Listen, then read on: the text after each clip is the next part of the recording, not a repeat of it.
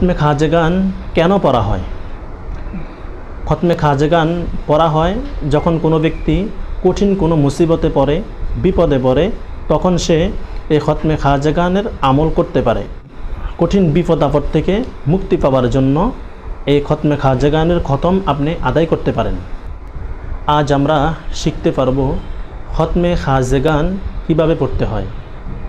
এই খতমে খাজেগান পড়তে কয়জন মানুষ লাগে? মূলত বলতে গেলে খতমে খাজেগান আপনি একাও পড়তে পারেন এবং 5 জনেও পড়তে পারে, 7 জনেও পড়তে পারে, যে কয়জনের ইচ্ছা পড়তে পারে।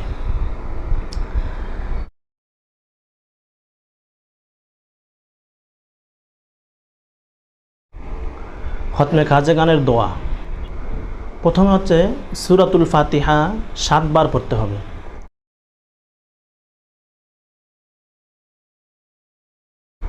দুরুদ শরীফ, যে কোনো দুরুদ শরীফ হোক, বড় হোক, ছোট হোক, দুরুদ শরীফ পড়তে হবে 100 বার। এরপর সূরা আলাম নাশরাহ, এই সূরাটি পড়তে হবে 79 বার।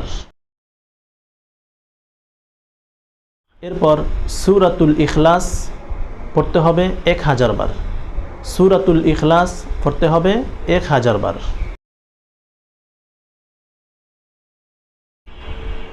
এরপর সূরাতুল ফাতিহা 7 বার। সূরাতুল ফাতিহা 7 বার। এরপর আবার দুরুদ শরীফ 100 বার। এরপর পড়তে হবে ইয়া কাদিয়াল হাজাত, ইয়া কাদিয়াল হাজাত, এই দোয়াটি পড়তে হবে 100 বার। এরপর ইয়া কাফিয়াল মুহিম্মাত, এটিও পড়তে হবে 100 বার। এরপর ইয়া দাফিআল বালিয়াত, ইয়া দাফিআল বালিয়াত, এটি পড়তে হবে 100 বার।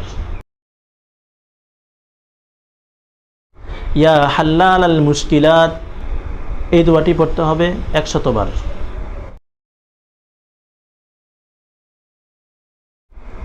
ইয়া শাফি আল আমরাদ, এটিও পড়তে হবে 100 বার। ইয়া শাফি আল আমরাদ, এই দোয়াটি 100 বার পড়তে হবে। ইয়া রাফি আদ দারাজাত, এই দোয়াটি 100 বার।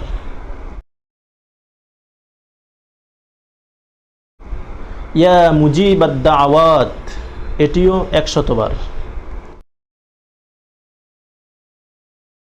ইয়া আরহামার রাহিমিন, এই দোয়াটিও 100 বার পড়তে হবে।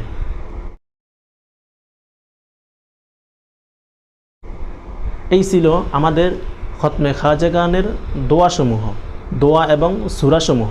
এরপর আমাদের খতম যখন শেষ হয়ে যাবে, এরপর আমরা 2 হাত তুলে মহান আল্লাহ পাক রব্বুল আলামিনের দরবারে আমরা অন্তরের অন্তঃস্থল থেকে দোয়া করব, রব্বুল আলামিন যেন আমাদের সবাইকে কঠিন মহা মুসিবত থেকে, বিপদ থেকে রক্ষা করেন।